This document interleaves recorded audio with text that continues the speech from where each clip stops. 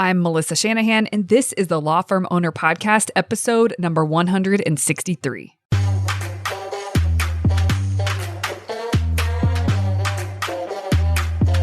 Welcome to the Law Firm Owner Podcast, powered by Velocity Work, for owners who want to grow a firm that gives them the life they want. Get crystal clear on where you're going, take planning seriously, and honor your plan like a pro. This is the work that creates velocity.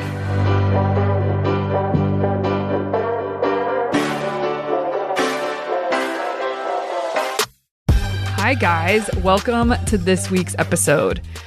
Today, I am talking with Chris Nicolaysen. This is his third time on the podcast, and always a pleasure to have him. I had him on today because of a couple of things. One, he did 75 hard, and it really inspired me to go for it. And as I'm recording this intro, I'm done with 75 hard. The end didn't go how I thought because I got COVID, but it's okay. I have a plan on how to round things out, and I got to tell you, 75 hard changed my life for the better. I didn't do it perfectly, so technically, hardcore people would say I didn't do it, but I don't care. It changed my life for the better. And so I got to have a conversation with Chris about 75 hard, about the benefits, about what was extremely difficult and what wasn't so difficult that I thought was going to be. And same for him and his experience. I also talked to him about a concept that he shared recently in a conversation that I really loved and I would love to think more deeply about. So I wanted to ask him about it and for him to share his brain around the topic. So this is just a casual conversation to shed some light on what I've been up to lately in terms of discipline and challenge on the mental and physical side of things. And then also catching up with Chris about just what's going on in his brain. So I hope you enjoy today's episode.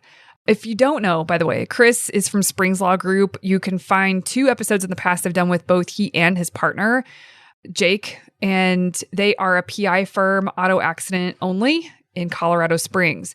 I've worked with them for 3 years now, and my gosh, their growth is ridiculous. Like the kind of growth that people want to cut their pinky off for. So we've had a lot of fun celebrating them behind the scenes and all the growth. And you know, while their firm is growing, I think the reason their firm is growing is because the owners focus on growing themselves. And you kind of get to hear a piece of that today from behind the scenes. So I hope you enjoy today's conversation. Thank you, Chris, for coming on again. Let's dive in with Chris Nicolaysen. Okay, everyone, welcome to the podcast. I have someone very special for you today. Chris Nicolaysen is back with us. This is your third time on the podcast, I think, yeah? I believe so. Yes, it is. Yeah. So Chris is one of the co-founders of Springs Law Group, who is a private client. And I wanted to have him on today to share a little bit about 75 hard, which is a challenge he has done and completed like a pro. And so we're going to talk about that. And I'm doing it right now. My end date is like 8 days from now. So I'd love to talk about that. And then there's another concept that you shared with me when I saw you recently that I was like, oh, we have to talk about that too. So thanks for coming on the podcast just to chat and let everybody listen in on a conversation we would probably have otherwise anyway. Yeah, absolutely. Excited to chat about it. Yeah. Well, okay. So first, 75 hard. I wanted to do a podcast about 75 hard. And I did want to wait till I got a little further into it. And now I'm almost done. To be honest about my failure with 75 hard. I'll tell everybody what it is, but get into how it's really changed your life and the effect that it had on you to the extent that it did. And then same for me. You want to share what it is? Yeah, I'll share what it is. So 75 hard was created by a gentleman named Andy Frisella. He's a entrepreneur and podcaster. He, I believe, started First Form, the supplement company, and is based out of St. Louis. And he used to run a podcast called the MFCEO podcast. And on that, within that started the 75 hard challenge. And so what 75 hard is, it's 75 days in a row of the following. And Melissa, tell me if I miss one. Okay. 2 45-minute workouts. One of them must be outside, and they have to be at least 3 hours apart. Mm-hmm. And then no, you have to choose a diet of your choosing and follow that for 75 days. There's no drinking alcohol or cheat meals during that time. Drink 1 gallon of water a day for the 75 days and read 10 pages of a self-help or entrepreneur or a better help type of a book. Nonfiction, I think he says. Nonfiction. Mm-hmm. Cannot be audio. So audiobooks don't count. And progress picture. Oh, yes. And you have to take a progress picture every day.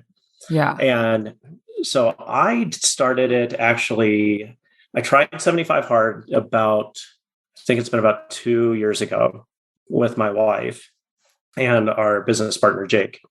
And so we tried it. And I think we each got through about 30 to 35 days. Mm-hmm. And Gretchen and I were actually headed up to go see a gentleman named Kishibashi from Colorado Springs up to Denver. Mm-hmm. We were in Castle Rock and grabbed dinner, and we had already done some of our stuff for 75 Hard at that point, about halfway through. Looked at each other and said we were both so tired that we skipped the show and went home and went to sleep. And the next day we stopped 75 Hard because we're like, I don't want to have to miss things, at that point. And the interesting thing about 75 Hard, what Frizella says, is that this is a mental challenge, period. Mm-hmm. You will find physical results from this, but it is a mental challenge. And so for me, not being able to go see an artist that I was really excited about seeing, whose music I've been a fan of for a while, and maybe I still had the opportunity to see him right then, but I made a choice not to. It was kind of a downer, so I stepped away. But then this year on January 1st, I told myself I was going to do it again. And it was just me. And it was about me saying that I could do this thing and finish it. Mm-hmm. And if you know me at all, I'm generally somebody that's okay with being like, oh, I'm good, I didn't finish it. I don't get into this type of a thing, really. I'm not that person. Yeah. And so even when I fail, I don't look at it as I'm not going to beat myself up super bad over it. I'm just going to be like, okay, that didn't work out, on to the next thing. But I told myself I wanted to commit for the 75 days. And so I started January 1st of 2022. And I walked through and did it. Ended up getting a dog actually a few weeks into it to help with my outside walks. But this was when we were having, in Colorado at least, at certain points, the temperatures was -9 when I was outside doing my walks, things like that. I am generally, too, a big bourbon drinker, so not drinking. But for me, part of it was the idea that my parents are, my dad was an alcoholic. It's something to where I enjoy the taste of it. So I just wanted to know that I could control certain narratives, and it helped me do that. So I lost some weight, which was great. Drank a lot of water, and definitely read more than I had. But what also helped too is I listened to. So I read my actual 10 pages, but I also listened to audiobooks while I was on my walks with the dog. And so that helped in a sense too, for me to kind of balance a couple different things that way. But that's kind of my experience with it. I ended March 17th. And so that's kind of that was my journey through it. And I do think I had a friend of mine reach out to me. I've only known 2 other people that had completed it prior to me doing it personally. Mm-hmm. And one of them reached out and just gave me this long list of things where he talked about it. And he's like, just basically talk to your friends and close family and say, hey, I'm going to be doing this thing. It is going to be a disruption, but it's important to me. And I just need you to kind of understand my crazy for a little bit, because this isn't a permanency. The goal is not to make it a permanent lifestyle change to be this intense all the time. Yeah, it's not a sustainable thing like that. Mm-hmm. So I'd be curious. Okay. That's great. I didn't know some of the stuff you just shared. So I started this. Oh, it's funny that I don't know the exact date, but it was a Tuesday towards the end of April, and I have 9 days left. So I'm not sure exactly what the start date was, but since I had I have always been into fitness. I've been a health nut. And then I had my son, and I just never quite got my groove back. Lots of excuses and reasons for that, but I was really getting sick of not feeling like myself. And I knew that the discipline that was going to be required for me to really get back to what I felt like was myself was going to be intense. And I just never was quite willing to do it. And so you went through 75 Hard. I'd heard of it before, I think because of you guys. But then when you did it and you completed it, and you and I talked about it a few times, and it was like, oh, like I think I want to do this, but I'm afraid to do it. This sounds so intense. Anyway, decided to pull the trigger and started at the end of April. Before I go further, I want to ask, and this would be good for everybody, what nutritional protocol did you pick for yourself? So I picked intermittent fasting, where I had an eating block. I used an app called the Zero app to track it. But that was, to me, the extent of my diet. You get to choose whatever it is.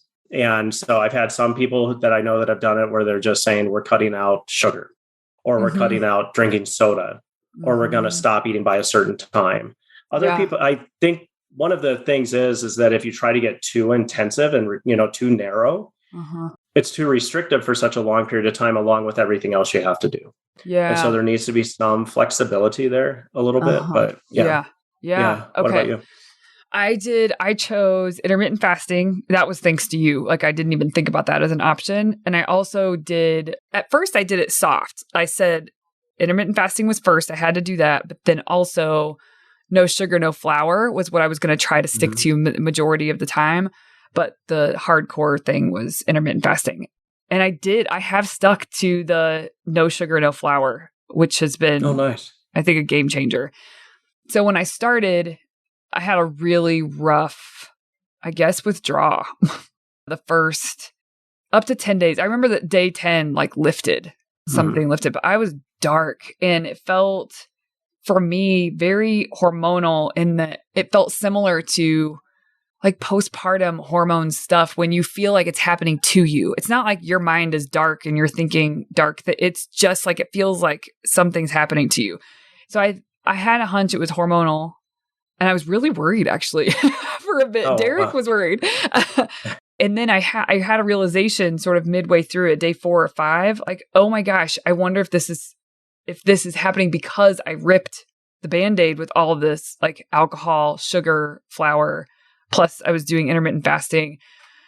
But I didn't want to stop because I thought, well, if this is the effect of it, I need to just follow this through, even though it sucks. I need to rearrange my schedule, like let myself kind of get through this period and then see what happens. And I'm glad I did that. I'm glad I stuck with it because I felt really good, really fast after that. Nice.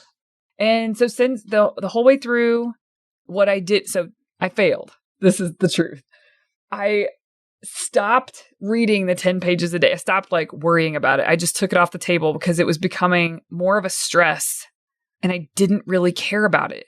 And one of the reasons I did this challenge was kind of like you said, for one of the mental aspects was to flex that muscle of doing things when you don't feel like doing them.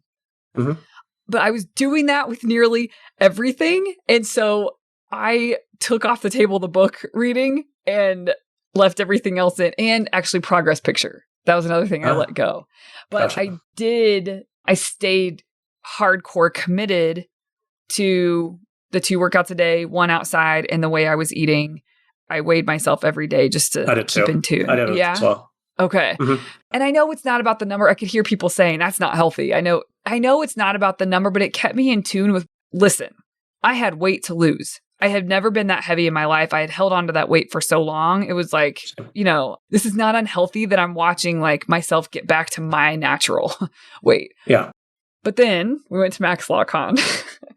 And so when we went there was one night I was exhausted and I did yoga anyway as the second workout. And then there was one night I was so exhausted. I was like, man, this sucks. And I'm not giving up on my efforts for the rest of 75 Hard, but this is like, I'm not going to do this tonight. And like, I had to figure out how I felt about that and try to reconcile that in my head, because it really was like, I had a choice and I made the choice to not do it. And so typical Melissa would have, like, all or nothing, would have quit everything.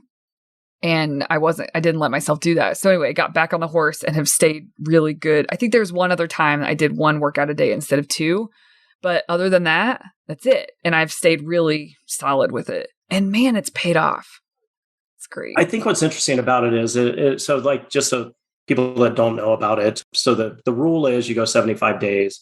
if you miss any one of those things on any of those days. Right. So if I would have, and I know I've known people that have actually just missed one progress pick, like on day 40. When you miss that progress pick, you're technically supposed to start over at day 1. That is the rule of if you stick hard to the rule. Yes. However, I would say this is that, and again, this is why, like back in a couple years ago, we got through, 35 to 40, stopped, and then stepped away for a while, came back to it, and then did it. I do think, though, you can kind of equate some of the learning pieces, though, from this, even with what you do and what you talk about on your pod all the time with quarterly rocks, things like that, because you yourself have looked at me, I know you have, and said, you chose this rock for a reason, right? And, what made it not so good now? Or why didn't you, you know what I mean? Now that you're further along in it, that almost the same question can be asked. Yes. Because I've looked at rocks the same way and have said, this just sucks.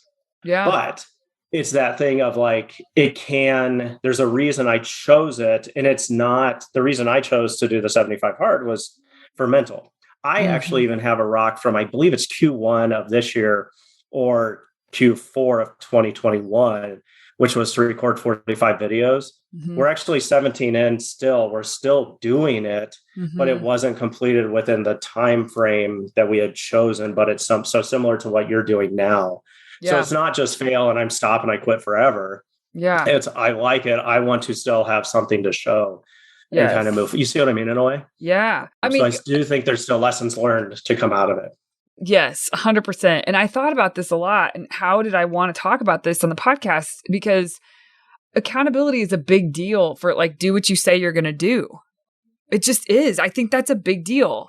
And I'm never a fan of any of my clients beating themselves up. As long as they extract lessons and move forward, that is the thing that matters the most. And so I really had to watch it for myself because I was like, part of me just wanted to throw my hands up. Well, I can't do this effing challenge. Like, all right. Good run. But I thought, no. I'm not going to let myself do that. Like, all right, there's going to be some lessons learned here in terms of like the decisions I'm making and why I'm making them. And I need to really take stock. And you don't get out of this entirely. Like, keep going. And as much as I did want that mental piece of experiencing discomfort and doing the thing anyway, but a huge reason I did this was for health and losing weight. And so it was like the stuff that was hard to do, to honor, but that lined up with what I was really wanting. That's the stuff I stuck with, or I'm still with now. Well, let me say this. Let me piggyback on that just for a minute. So you talk about the things that stuck. So for me, I had some people reach out to me after I finished and talk about just wanting to lose some weight. And I actually don't view it as a weight loss apparatus or challenge. I think it's a mental health challenge, or I think it's not mental health, but a mental challenge, a mental toughness challenge. But that's the way I took it. And what was interesting even about what you're saying, to where it's helped you kind of find that fitness piece you were looking for again. I actually, after I was done, I checked out of all fitness stuff after. So, which is now why I've hired a trainer now, just to help me slowly get back into enjoying the gym again. Yeah. Because it was such an intensive thing for that period of time. Yeah. I needed somebody to kind of just help me to be accountable to, but also just to help me slowly get back into it again.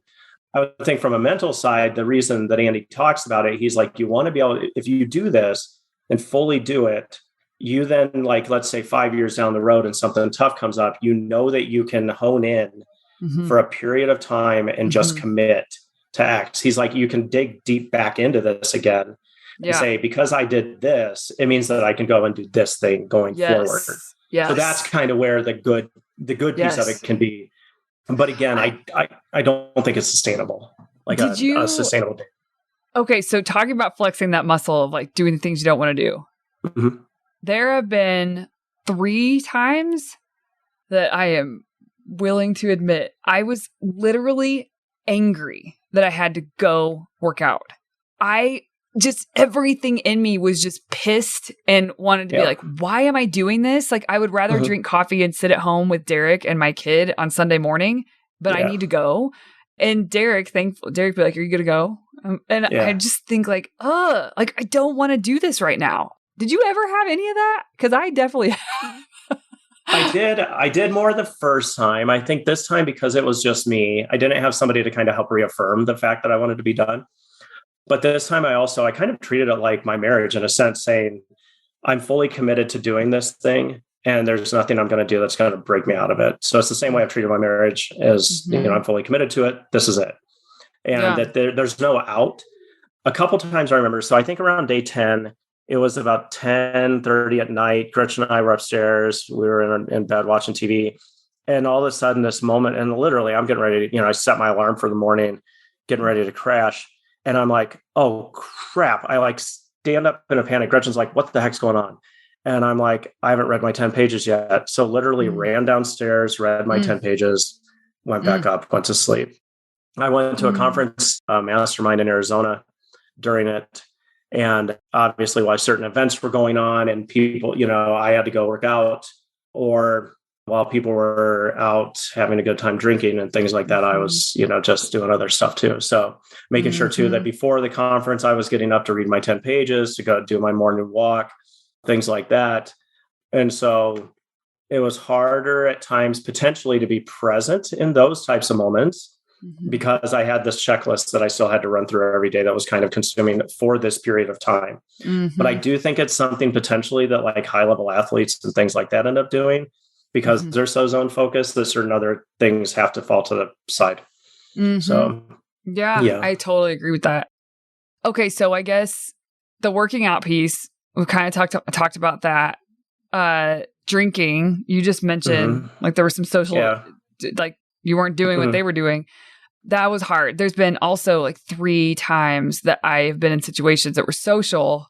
One of them was a mastermind that I'm a part of, and they had this big event. It was like a wedding reception, but it wasn't a wedding at night. And so there was music and dancing and a DJ. And I didn't want to dance on the dance floor with all my friends who were kind of drunk. And they were like, come out here. And I was like, am I not fun if I don't drink? I mean, I think I am. But, I think you are. But fine. It was like, I didn't want to. I mean, I wanted to have a glass of champagne that night, and that was hard.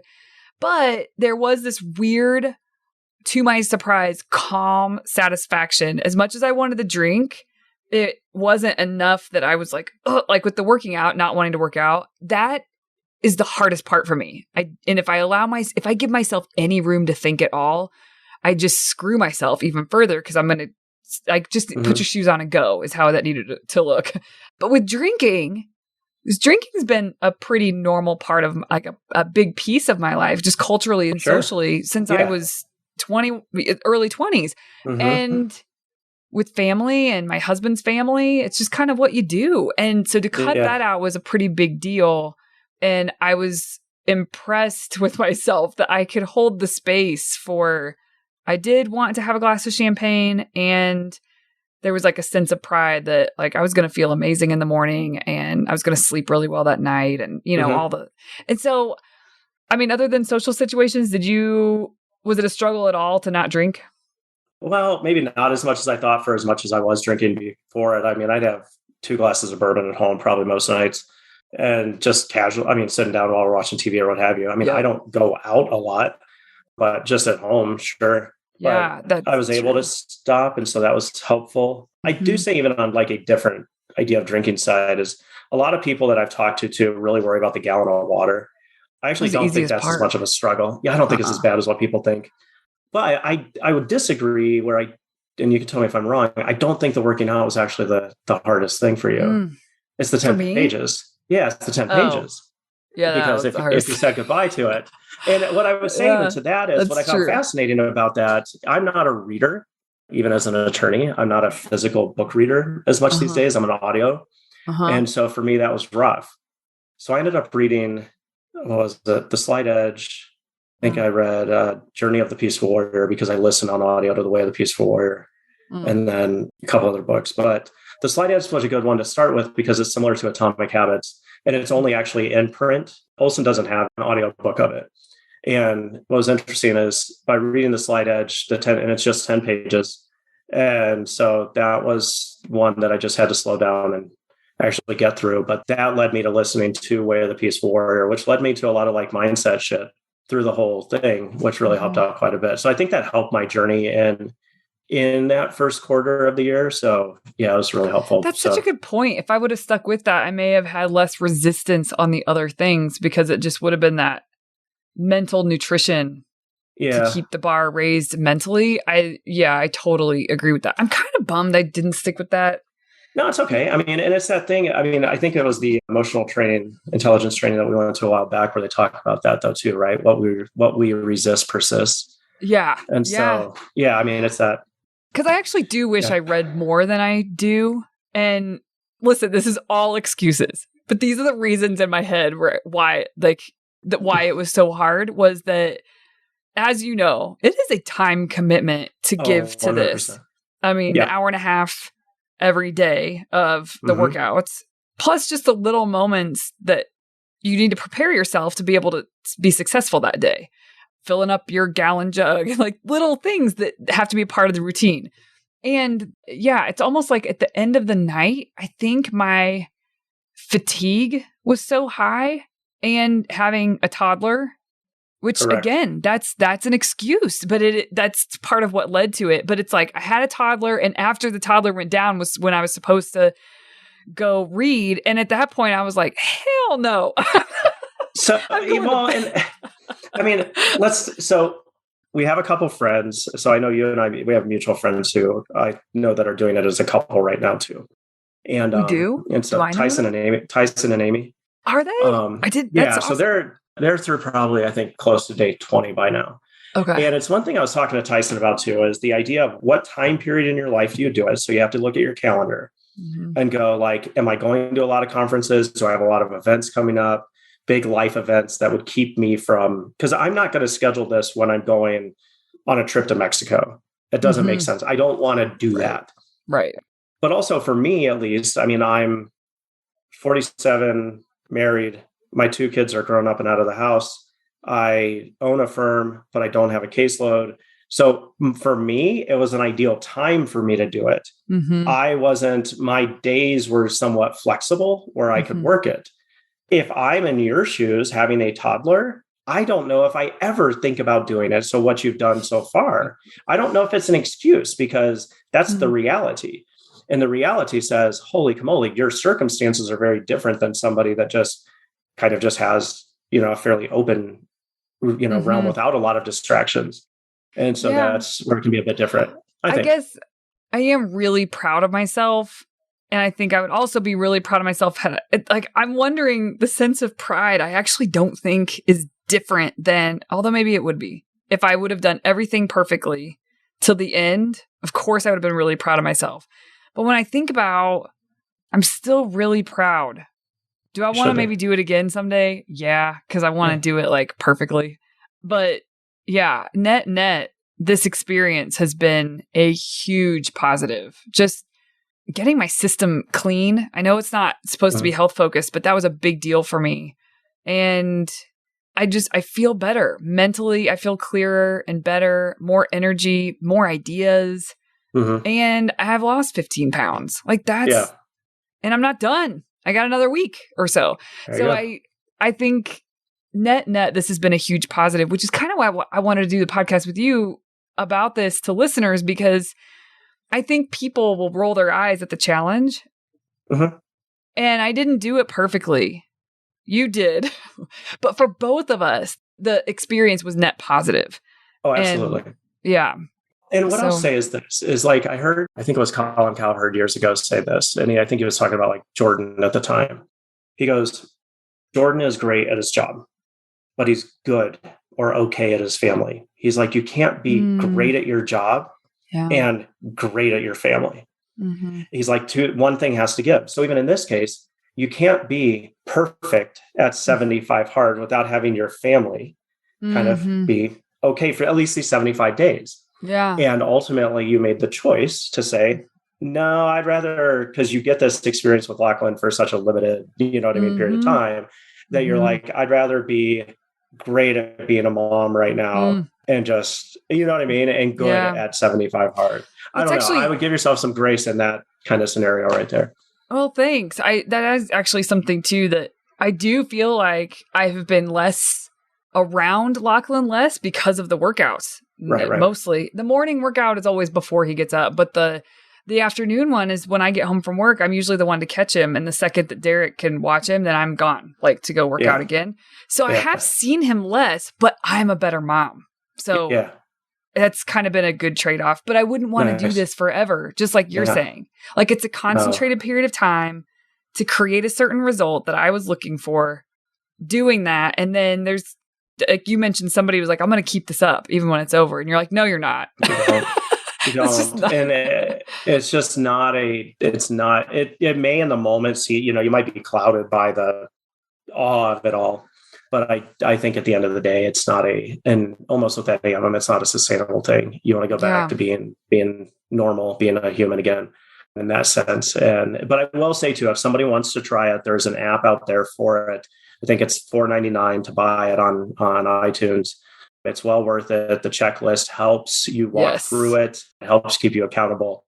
Highly, highly recommend the app. I totally agree. I don't think I could have done it very well without that app. Like that would have been hard to keep track. Yeah, the two things that helped me were the app, and then I put up a Post-it on my mirror for whenever I get ready in the morning that just says progress pick on it, so that I would never forget to do that. And I did it the same time every morning. Yeah. But that was literally it. So right before I weighed myself, I would take the progress pick. Yeah. If anybody is on the fence or curious about it, I would say go for it. I mean, again, I'd say try it. I think the experience could be net positive, even if it's not perfection. Listen, I mean, if you try it, the idea is that you go into it planning to succeed, and you do have to make adjustments. But I don't know. Like I think my relationship with my husband is better. I think more because I feel like myself more. Yeah, that's good. And like you said, you mentioned you have to. Someone told you set expectations with those around you. Oh, I think you have so to. that you, and that was a big deal, is getting Derek on board for like what he was going to have to contribute so that I could make this possible. Yeah, that had to be talked about up front because it was a lot of catching for him that otherwise he won't need to do. So actually, he'll get a break after next week as well. There you go. That's awesome. Yeah. Okay. I guess to round out the 75 hard conversation. Drinking water, I agree. That was not nearly as hard as everybody would think it would be. Progress pick, that's not hard. No. Just need to do it. The problem with it is it's such a simple thing that it's probably one of the easier things to forget because it's so simple. Yes. Yeah. And being outside. That was good for me. Sunshine every morning, first thing. Yeah. You did it. Man, that's another thing. You did it when it was freezing. I don't know. I did. Yeah. I don't know what I would have... I would like to think it was one of those stuck to it. I think in this case, that was interesting. It made me think about it. Like with the business, when we started the business out, I told myself, I'm never going to go work for someone else again. I'm burning the boats. I'm burning the bridges. I'm doing all of it. I think I told myself with it this time. So when I started, I'm like, this is it. I am not stopping. Like there's nothing that's going to, you know what I mean? I will finish this. So it just became that thing. So even if it's -9, I hated it, but yeah. And I love so we had your firm retreat earlier this week, and Jake said, I did 75 flaccid. That's what he said.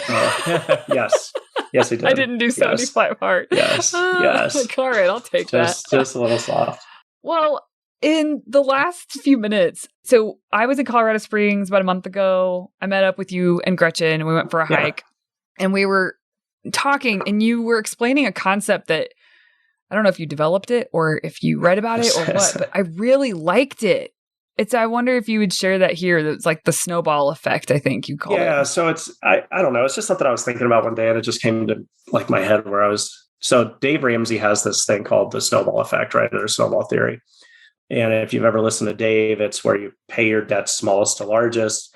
And then you work on that smallest debt first, and then you take that money that you would have paid to that and now put it on the next one. It all keeps snowballing. And I thought about the snowball in a sense of like a firm. And, so when you started out your firm, you're kind of taking all these, little things that you're doing each day. I'm going to write down one system today, right? There's a snowflake. We write down the next system. We hire an employee. We sign a lease. We we get one Google review. Every little thing we're doing is each these little snowflakes that are compounding into this snowball. And it reminds me of us when we first started out. So we're about 5.5 years old. We first started out, we're doing family law, estate planning, and PI. We've got 3 attorneys. We sign a lease, snowball. We write down a system, snowball. We pivot, that's a different snowball, but it's growing bigger. So then as it's growing bigger, what happens? Well, then now it's starting to pick up some steam. So then through years 2, 3, 4, but we need positions. So then those positions of, operations manager to paralegal to now associate attorney, they're now not only adding to the snowball and making it bigger and bigger as it's rolling forward, but they're also helping form it and keep it on track so that it doesn't fall off track, right?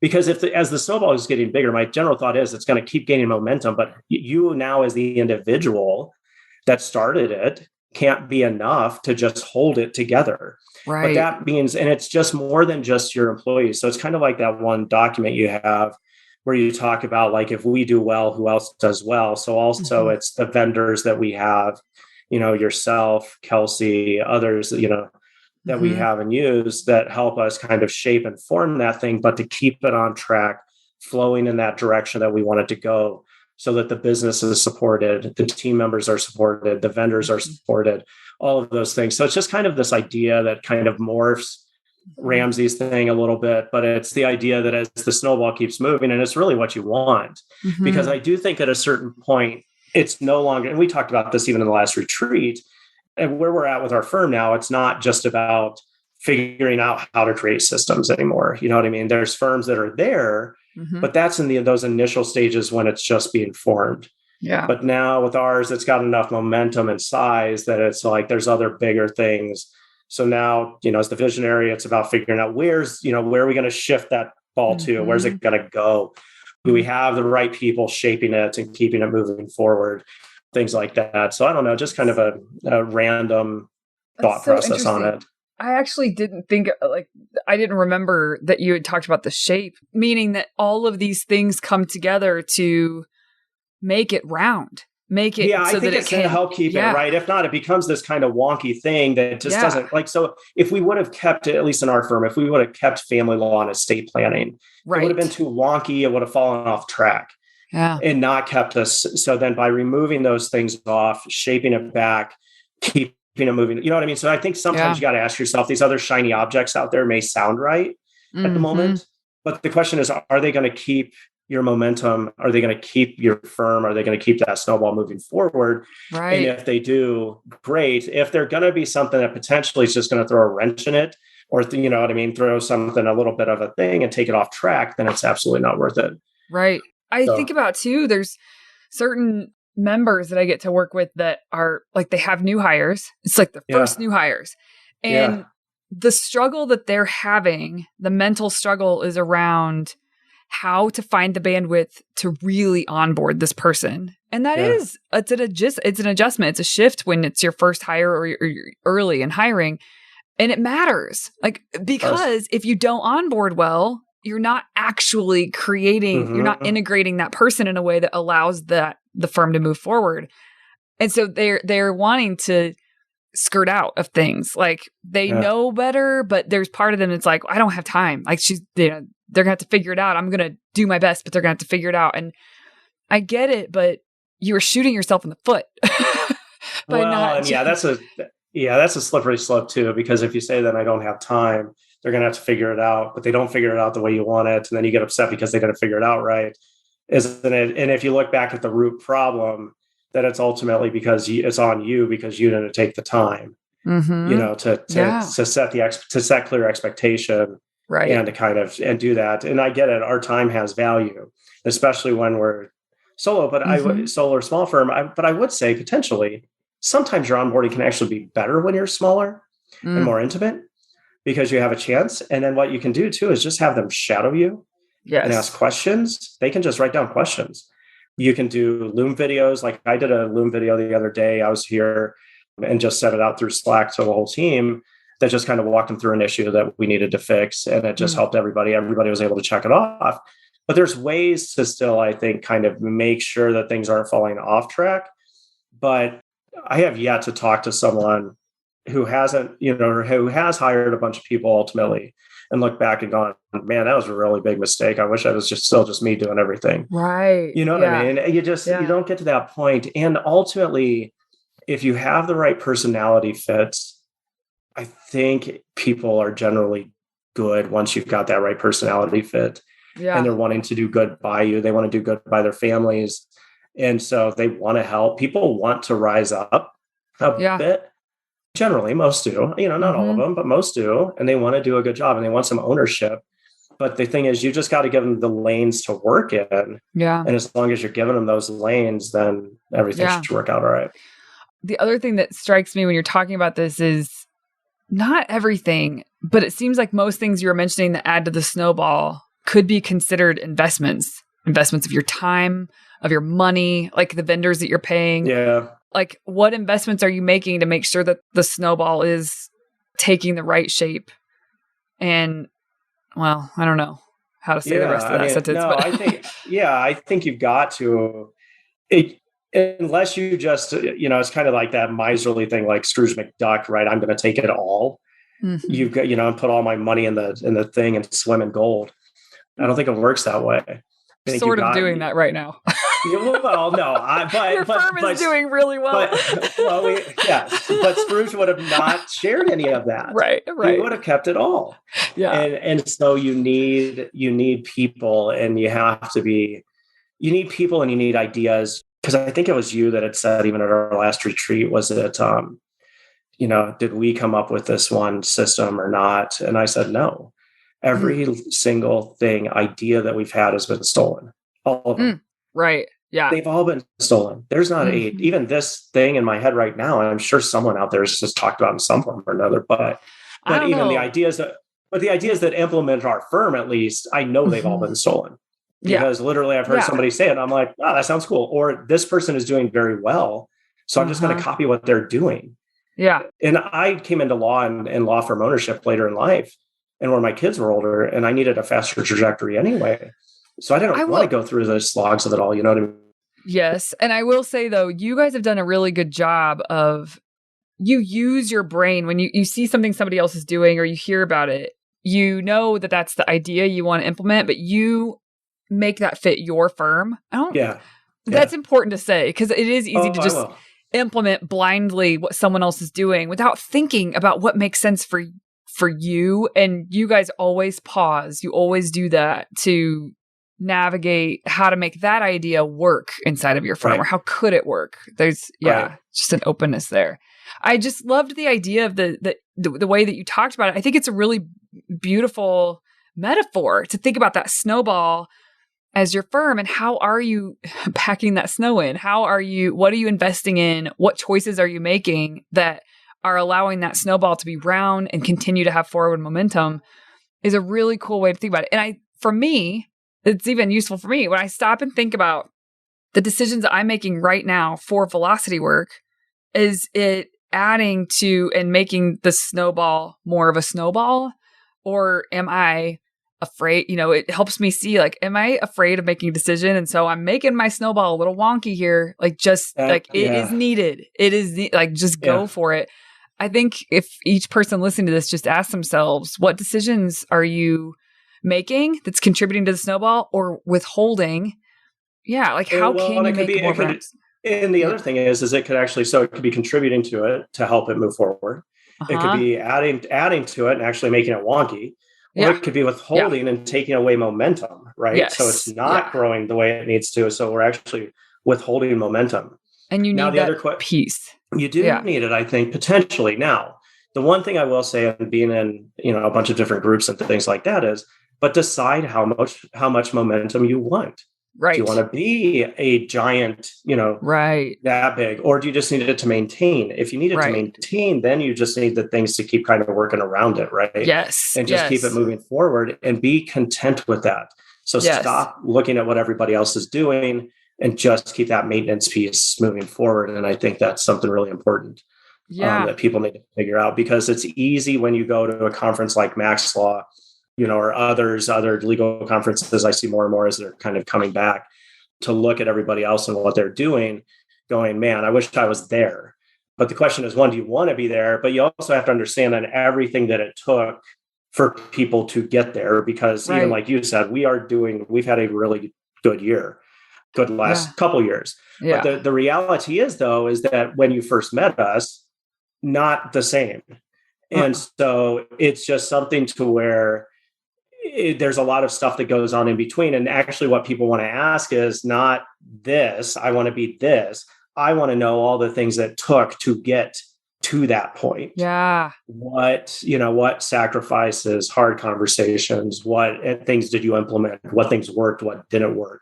What have you? And that then is your kind of guidepost to help you kind of get everything formed and moving. Yeah. And when I think about, for you guys, you mentioned vendors, like recently, a few things. Jay Henderson helped. Yep. Like he was a part of your snowball. Kelsey Bratcher is a big part of your snowball. Molly McGrath, more recently, has been really useful in rounding out your snowball. I just think of the people that you are, it's like you don't even hesitate. You will invest in the people that you see as like rounding that out and taking the shape it needs to take. And it's going to pay off because things are moving forward. It's really cool. In my life, so somebody too, if people know me, they know I don't, so the fact that I went outside for the 75 hard isn't something generally I would do. I don't camp. I don't do that stuff. So if you know me, I'm also somebody generally that would say, because I listen to the Tony Kornheiser podcast, and he always talks about just hiring a worker man to come out and do the thing. And he'll be like, do the thing. And which means like shovel his yard or, what have you, scrape the ice off his car or what have you. And in that sense, I'm hiring vendors that are smarter than I am to do the thing, because the amount of time it would take me to even come close to their lowest level of what they know is ridiculously stupid.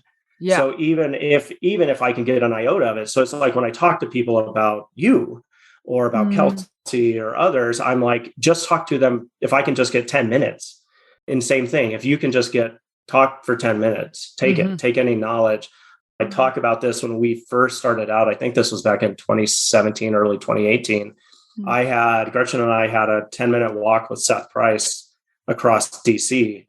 And that 10 minutes was one of the bigger trigger points for us in our firm at a certain point. And so I think if you can take these, nuggets from people, but, that are definitely smarter than you, I'll take it all. I am not even close to the smartest person in the room, and I'll take any bit of knowledge I can, and I'll have people that are smarter than me. I'll pay them to do the thing. Well, thanks for coming on to talk about the snowball effect. Absolutely.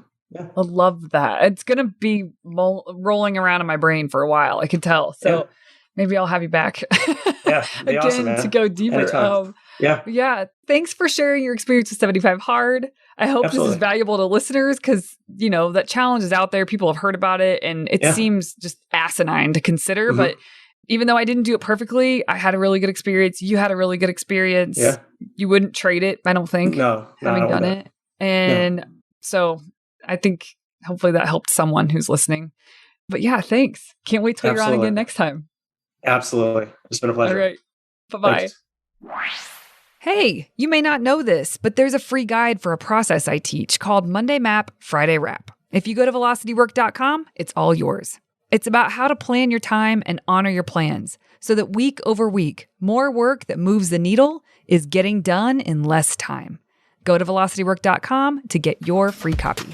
Thank you for listening to the Law Firm Owner Podcast. If you're ready to get clearer on your vision, data, and mindset, then head over to velocitywork.com where you can plug in to quarterly strategic planning with accountability and coaching in between. This is the work that creates velocity.